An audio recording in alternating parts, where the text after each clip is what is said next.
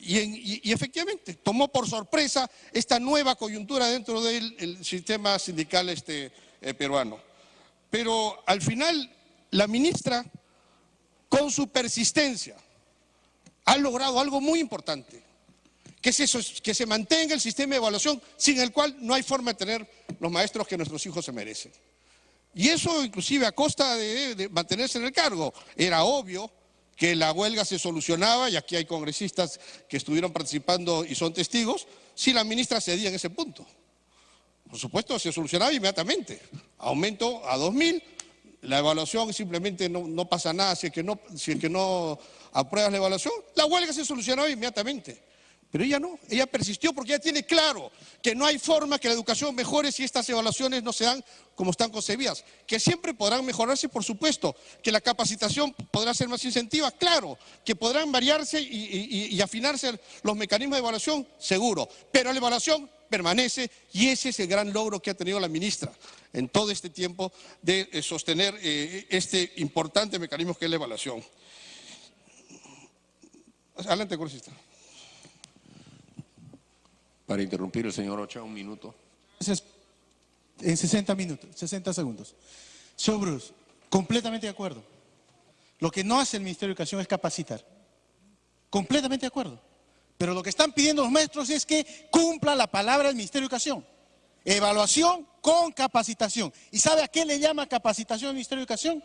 A un taller de un día donde profundiza en qué consiste la prueba. A eso le llama capacitación. Porque además la ley, señor Bruce, la ley dice que la capacitación tiene que ser por una instancia acreditada para certificar saberes. Pregunta, señor Bruce, ¿el Ministerio de Educación está acreditado para certificar saberes?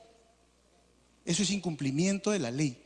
Tiene que hacerlo a través de un programa, de un sistema de formación continua que no lo tienen. Ese es el problema. Muchas gracias. Prosiga, congresista Bruce. La ministra ha dicho claramente que la capacitación no es un día. Eso es falso. Se ha hablado de 6 meses. Entre un día y 6 meses hay bastante diferencia, congresista. Entonces se está hablando de una capacitación de 6 meses y además en esta primera evaluación no se está evaluando conocimiento, no se está hablando cuánto sabe de historia, de geografía, de matemáticas. No, se está hablando de su desempeño en el aula. Entonces, ¿cuál es el temor en eso? Entonces algunos dicen, no, capacitación sí, pero no de la forma como están haciendo. Claro, nadie dice capacitación no, dice capacitación sí, pero una cantidad de peros de por medio. No, hay que ir a verdadera capacitación que obliga al maestro, al profesor a capacitarse, a prepararse, y para eso tiene 6 meses, no un taller de un día, 6 meses para hacerlo y de esa manera ser un mejor maestro para nuestros hijos. Pero quiero además señalar que como consecuencia de esta huelga, la ministra no solo ha mejorado sustancialmente la remuneración de los trabajadores, sino que se ha aumentado el número de plazas. Culmine, congresista. Se ha aumentado el número de plazas de 22.000 a 34.000 plazas de maestros. Entonces, estamos teniendo una ministra que está a la casa de tirarse abajo maestros, de sacarlos del magisterio. No, necesitamos maestros. Ella ha aumentado las plazas para que justamente los maestros vengan a trabajar al sector de educación, no sacarlos del sector de educación, pero tienen que capacitarse.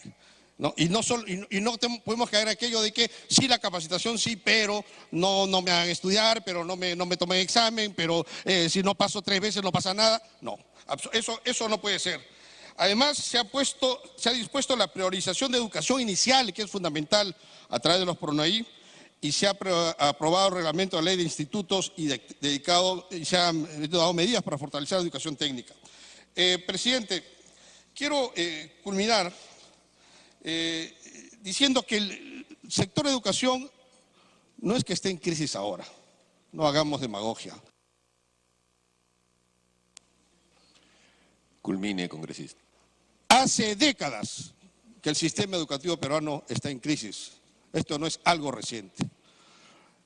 No en este gobierno, desde los gobiernos anteriores se ha plasmado este modelo que obliga a que el maestro sea evaluado, que el maestro se capacite.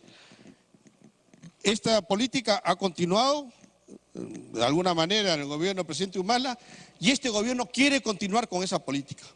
Colegas, si no hay consenso con respecto a esto, no hay futuro en la educación del país. Y tenemos que tener claro que algunos buenos maestros pueden reclamar por condiciones económicas justas y que tienen que ser atendidas. Pero lo que no podemos transar, en lo que no podemos hacer política, es en dejar de lado las evaluaciones, porque sin eso el futuro de nuestros hijos simplemente se va al tacho. Muchas gracias, presidente.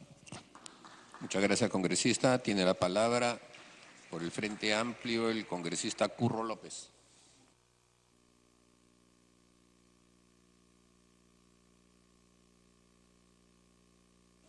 Me está pidiendo interrupción, congresista Arana, por 2 minutos. Congresista Arana, puede interrumpir.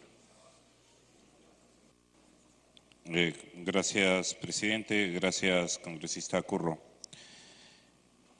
La huelga, como ha señalado la ministra, evidenció la fragmentación del magisterio, como ha evidenciado las múltiples fragmentaciones sociales, políticas que hay en el país. Sin embargo, lo que la ministra no dice es que la huelga evidenció el abandono de la educación pública.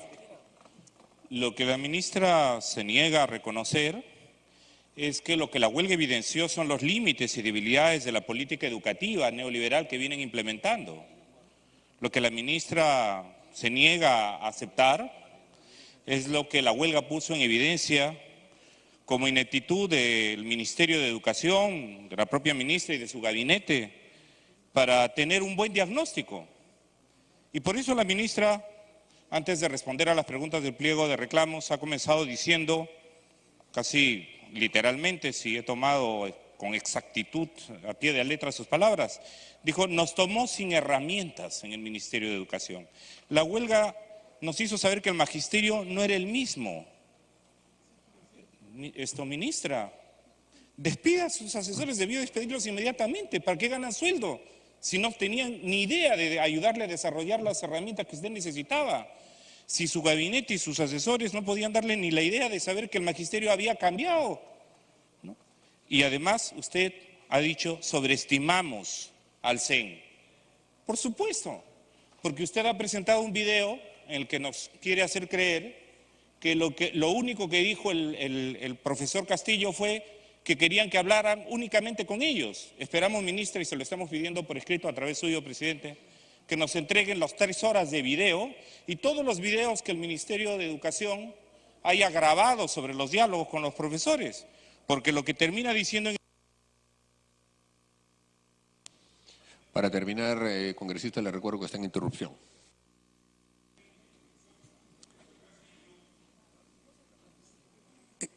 Gracias, señor presidente.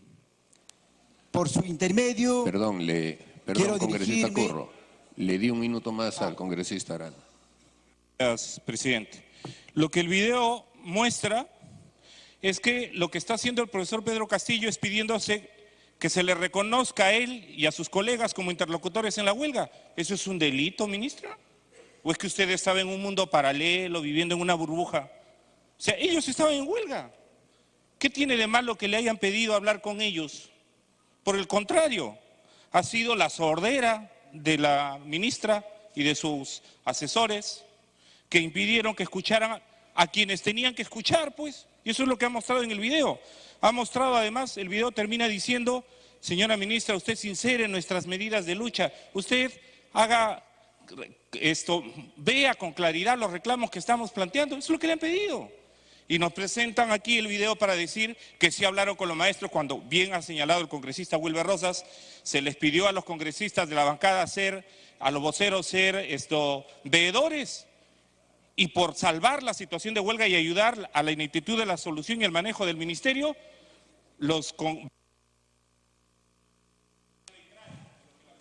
Muchas gracias, congresista. Puede hacer uso de la palabra, congresista Curro. Por su intermedio, señor presidente, quiero dirigirme a todos los maestros del Perú, a la señora ministra que está presente y a los colegas congresistas, manifestando de que la crisis de la educación pública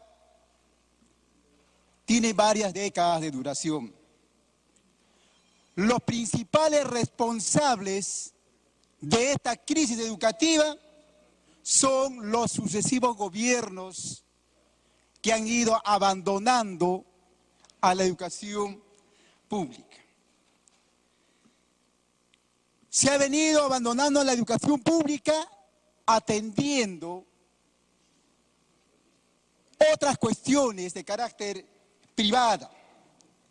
El indicador notable de este abandono es el presupuesto insuficiente, precario que se ha destinado al sector educación. Y asimismo, la permanente plagiada de parte de los expertos, entre comillas, del Ministerio de Educación, de las propuestas, de las reformas de otras sociedades, de otros países que no han dado resultados positivos en nuestro país. Desde el gobierno de fujimorismo, para solucionar la crisis educativa, se ha venido adoptando formas administrativas privadas a la escuela pública, lo cual ha empeorado y nunca ha dado resultados que se quiere lograr la calidad educativa. De este grave error provienen las impertinentes y desubicadas rúbricas con que se quiere evaluar el desempeño profesional de los maestros. Estas rúbricas han sido elaboradas por los funcionarios y técnicos del Ministerio de Educación que nunca han estado en salones de clase en una sesión de aprendizaje. En cuanto al profesorado, se quiere hacer creer que el profesorado es el principal responsable de la crisis educativa. Eso es completamente falso. Es por eso que se quiere exigir al magisterio, utilizando como mecanismo, como eje, la amenaza de despido a los maestros. Culmine, congresista, por favor.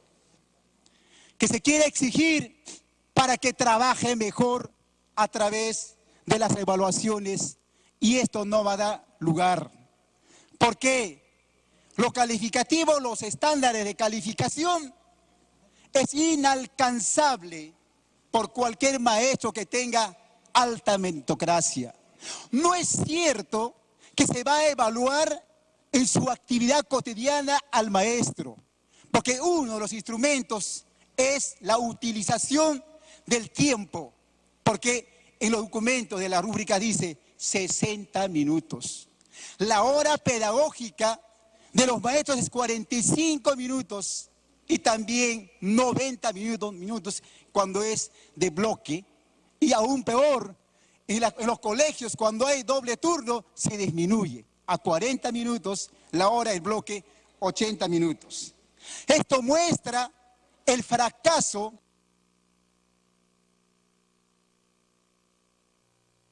Congresista, ha culminado su tiempo. 1 minuto más para terminar, por favor. Por eso es necesario cambiar esta fracasada ley de reforma magisterial, porque primero ha agredido a miles de maestros, degradando su nivel, bajando de nivel, de quinto nivel a tercera escala.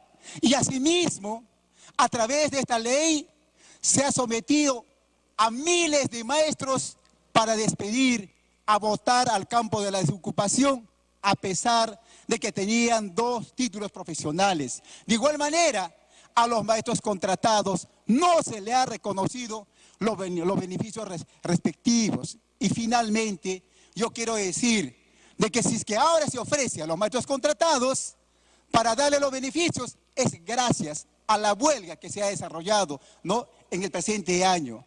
Entonces, por lo tanto, es urgente cambiar esta política educativa.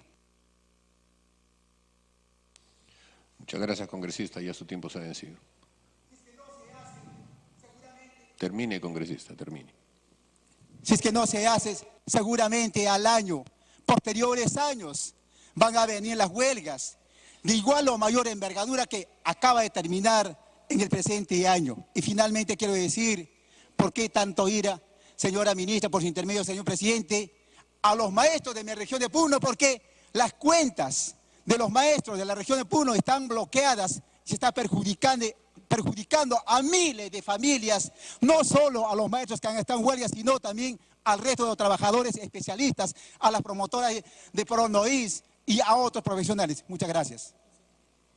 Muchas gracias, congresista. Tiene la palabra el congresista Lescano Ansieta, por 8 minutos.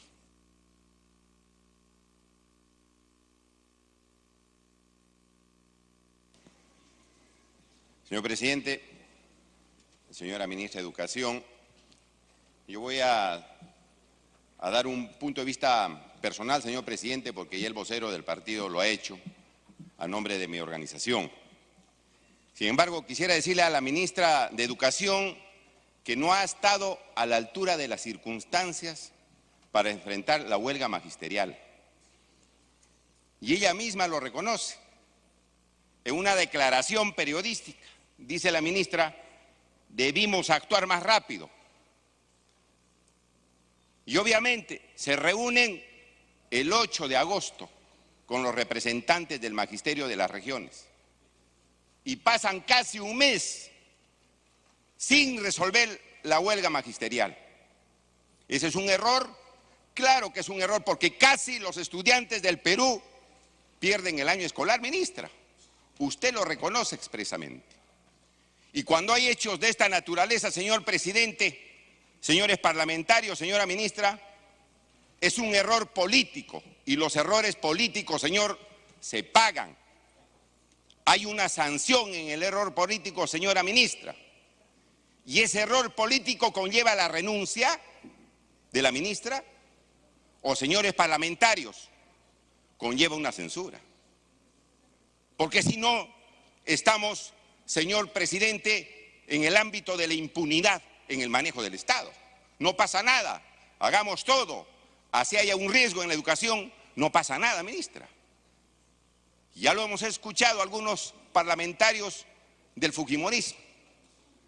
Le están requiriendo algunas cosas a la ministra, que se mejora colegios, que asiente reclamos, y pareciera que le están perdonando la vida ministerial. ¿Qué acuerdos hay de por medio? ¿De dónde han cambiado? ¿Cómo han cambiado pelón el discurso de ayer con el discurso de hoy? Porque de esa manera no se puede manejar la educación en el Perú. Eso hay que decirlo claramente, señor presidente. Se viene además, señor, a decir que se está pagando sepelio y luto, que se va a pagar la deuda social, que se está aumentando 2.000 soles al magisterio como si fuera una gran cosa.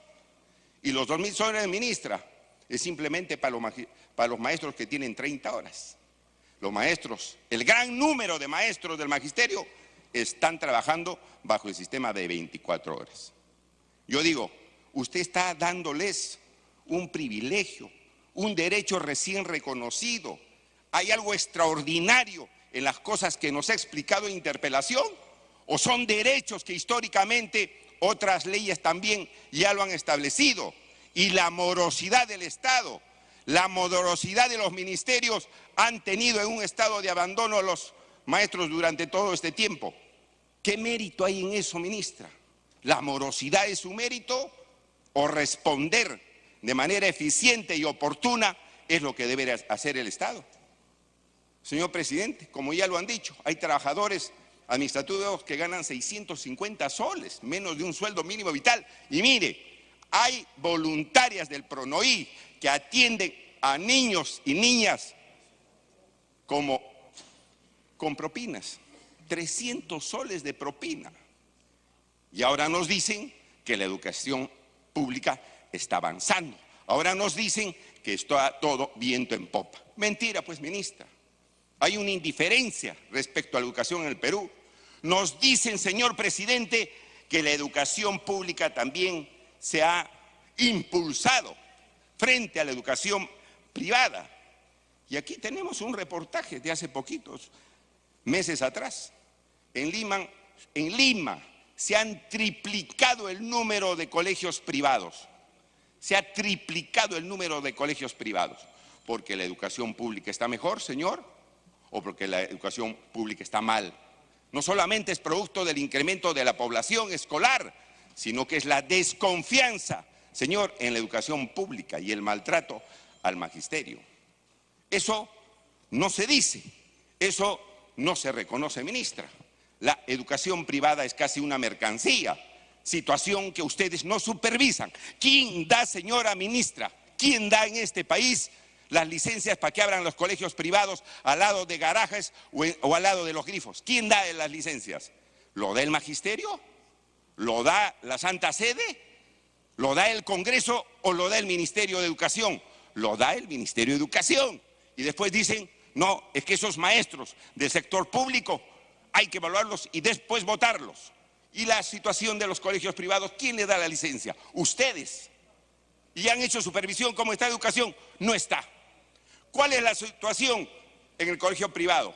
Impunidad. No se sabe cómo está. Colegio público, guillotina. Afuera, los que no aprueban. Y si no es esa solución, lo que ustedes están proponiendo también es una medida de hambre. Vergonzosa, ministra. Quieren otorgarle, como si fuese una gran medida, al profesor la jubilación anticipada a los 55 años.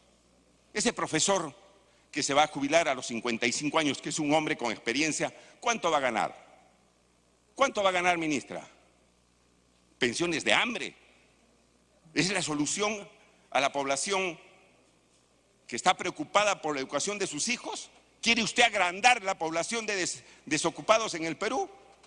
¿Esa es la solución? No, pues, ministra, esa no es la solución.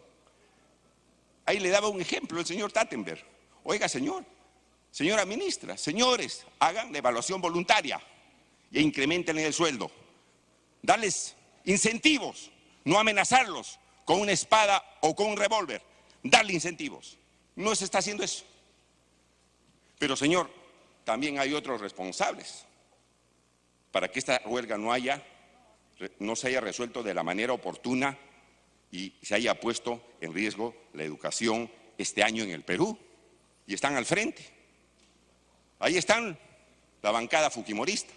Mientras se hacía un esfuerzo en el Ministerio de Educación e iban los representantes del pueblo, que son los parlamentarios, a interceder, los señores de Fuerza Popular los llamaban por teléfono. ¿O no es cierto? Lo que pasa es que hay un parlamentario que lo dijo, que ahora no ha tenido la hidalguía, el coraje de decirlo. Pero ustedes estaban llamando, les hablaban al oído y no ayudaron a resolver la huelga magisterial para que se atienda la mayoría de los pedidos del magisterio históricamente maltratado. Ahora, ¿quién los interpela a ustedes? ¿Quién los censura? Hoy día estamos hablando de la ministra y tiene que tener una solución, su responsabilidad. Y esperemos que el pueblo, señor presidente, el pueblo del Perú, el 2021, censure o interpele al fujimorismo por este error que ha cometido con la educación en el Perú. Muchas gracias. Gracias. Tiene la palabra el congresista Eresi Chicoma. Muchas gracias, señor presidente. Me pide una interrupción. Los 2 minutos, el congresista Alberto de Belaunde, por favor. Por 2 minutos, congresista Alberto Belaunde puede interrumpir. Muchas gracias, colega. Gracias, presidente. Quiero aprovechar la oportunidad para agradecerle a la ministra por todo lo que viene haciendo por la educación en el país y sobre todo por entender que la política educativa no es una política de solo un gobierno, es una política de Estado. Y acá el punto clave, el corazón de lo que se está haciendo y que si de ninguna manera se puede retroceder es el tema de la evaluación del desempeño docente. Se ha dicho muchas cosas que no son ciertas respecto a esta evaluación, entre ellas que se afectan los derechos laborales de manera ilegal de los docentes. Y aquí ya hay un pronunciamiento del Tribunal Constitucional sobre ese tema. El Tribunal Constitucional señala la evaluación de desempeño en 3 oportunidades no puede ser considerado como una vulneración del derecho a la estabilidad laboral ni al trabajo, puesto que configura una causa justificada de despido, dado que el profesor retirado de la carrera pública magisterial está demostrando con ello que no cuenta con capacidad e idoneidad para el ejercicio del cargo de profesor. Porque además el Tribunal Constitucional entiende lo mismo que entienden los ciudadanos que en las encuestas se muestran a favor de ese tipo de evaluación. Si un docente que es evaluado en el aula por otros docentes mientras hace su trabajo y jala una vez, es capacitado, jala de nuevo, es capacitado y jala una tercera vez, no debe estar con nuestros estudiantes. Ningún niño en el Perú se lo merece. Cuando hablemos de educación, tengamos siempre presente a los alumnos, como lo tiene la ministra, y por eso el apoyo de Peruanos por el Cambio a su gestión. Muchas gracias. Congresista Heresi, puede hacer uso de la palabra. Muchas gracias, presidente. Estamos en un momento muy especial de nuestra historia, porque el Perú es un país que en el concierto de todos los países del mundo quiere dar ese gran salto cualitativo y convertirse en un país de primer mundo. Los países de primer mundo, para lograr dar ese salto cualitativo en la historia, nos demuestran que justamente la educación, la piedra angular del desarrollo de los pueblos que lograron superarse y lograron convertirse en potencias. Y durante las últimas décadas, o quizás podríamos decir, desde que tenemos uso de razón, hemos encontrado en nuestro país una educación que es, en lo público, la justa medida de la desigualdad que existe en nuestro país.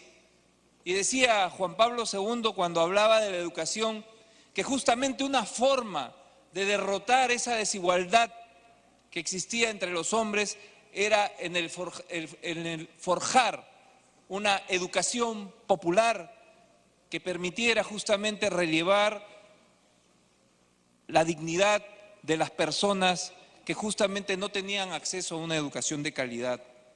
Y creemos que es fundamental en el gobierno del presidente Pedro Pablo Kuczynski y en la gestión de la ministra Marilú Martens, el objetivo de la reforma educativa está por encima de algunos aspectos coyunturales que son propios de lo que significa la resistencia al cambio, que siempre se da en todas las organizaciones cuando se implementa una reforma. Porque la huelga, además de haber estado cargada en algunos sectores por elementos de proveniencia simpatizante o militante subversiva, ha tenido también un componente de temor al cambio por el tema de la evaluación docente, evidentemente. Era un momento en el de la reforma de la educación en el que seguramente se iban a producir estas situaciones. Y se ha producido además dentro del marco de una atomización y una confrontación entre todas las dirigencias y las cúpulas dirigenciales de las organizaciones del gremio magisterial. Con lo cual, las demandas de los maestros se convierten en una dificultad potenciada a 24 regiones con las cuales el Ministerio de Educación tiene que entenderse porque se cayó la cúpula del CEN del SUTEP. Y esa es una realidad que nosotros no podemos dejar de desconocer. De manera tal que a nosotros nos parece que el desempeño que ha realizado la ministra ha sido total y absolutamente adecuado y pertinente a la realidad que se ha vivido en los últimos meses, que son las circunstancias que hemos mencionado. Porque no ha sido fácil, y más aún cuando estamos viendo la instrumentalización ideológica en el tema de la huelga, y en donde se ha claramente establecido la presencia en muchos de los encuentros en donde han estado estas dirigencias por todos conocidos, elementos de movimientos proterroristas. ¿Y qué decía Abimael Guzmán?